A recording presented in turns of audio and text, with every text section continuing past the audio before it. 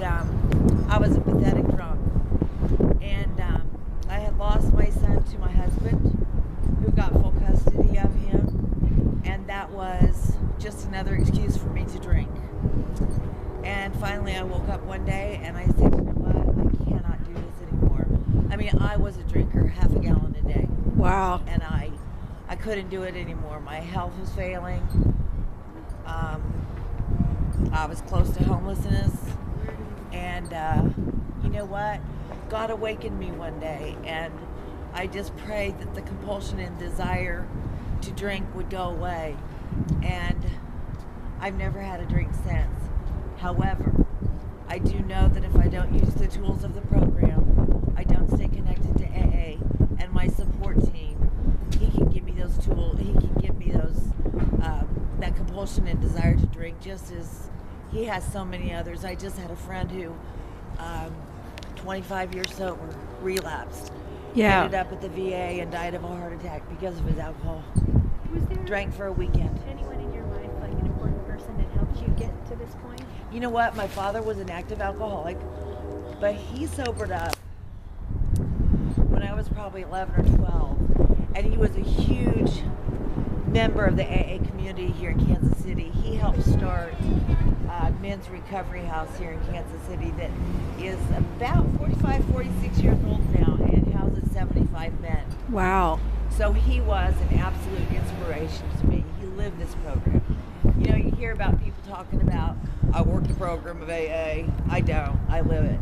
Because if you work it, you're not doing something right. Wow. If you live it, you're doing the steps daily.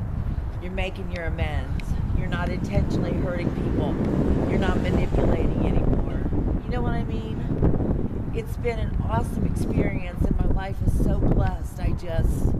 If you had ever told me that if I could get sober, my life would be what it is today, I'd have laughed you off. What would you say to other people that might be listening to your story about how to find personal power to overcome their challenges? You know what? That comes from within, and I'm a very spiritual person. I'm not a religious person, but I'm very spiritual. And you know what? Unfortunately, you have to find your lows. You know, some people's lows are lower than others, you know, and they've got to hit their bottom and write their own story. But there is so much out there right now for recovery, and there's just so much to offer a person in need.